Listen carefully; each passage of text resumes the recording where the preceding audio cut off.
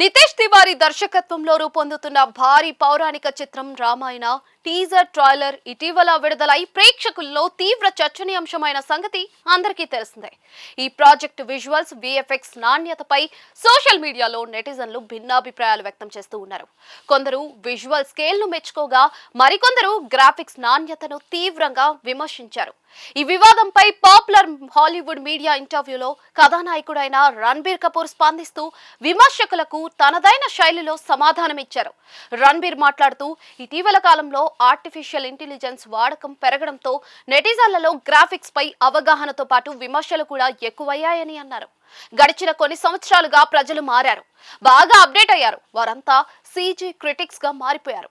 ఏదైనా ట్రైలర్ రాగానే ఇది సరిగ్గా లేదు, వర్క్ ఇంకా పూర్తి కాలేదు అంటూ విమర్శించడం పరిపాటిగా మారింది.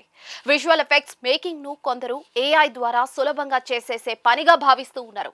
అది నాకు నవ్వు తెప్పిస్తుంది. కానీ ఒక ఫ్రేమ్ వెనుక వేలాది మంది విజువల్ ఆర్టిస్టులు సంవత్సరాల తరబడి పడే కష్టం ఉంటుంది.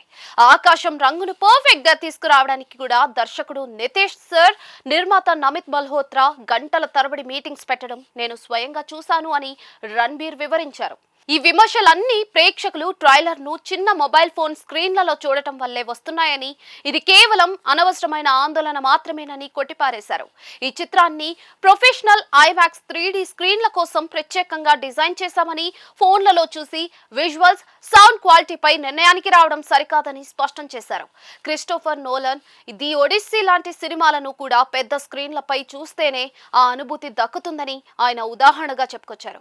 సుమారుగా 4,000 కోట్ల బ్రహ్మాండమైన బడ్జెట్ తో తెరకెక్కుతున్న ఈ రామాయణ చిత్రం 2 భాగాలుగా విడుదల కానుంది. ఇందులో రణబీర్ కపూర్, సాయి పల్లవి, యష్, సన్నీ డియోల్, రవి దుబే వంటి భారీ తారాగణం నటిస్తూ ఉన్నారు. అరుణ్ గోవిల్, వివేక్ ఒబెరాయ్, రకుల్ ప్రీత్ సింగ్, లారా దత్తా ఇతర కీలక పాత్రల్లో కనిపించబోతూ ఉన్నారు. ఈ ప్రతిష్టాత్మక చిత్రానికి సంబంధించిన మొదటి భాగం 2026 దీపావళి కానుకగా థియేటర్లలోకి రానుండగా, రెండవ భాగం 2027 దీపావళికి ప్రపంచ వ్యాప్తంగా విడుదల కానుంది. భారతీయ సినీ చరిత్రలోనే అత్యంత భారీ విజువల్ వండర్ గా రాబోతున్న ఈ సినిమాపై భారీ అంచనాలు నెలకొన్నాయి.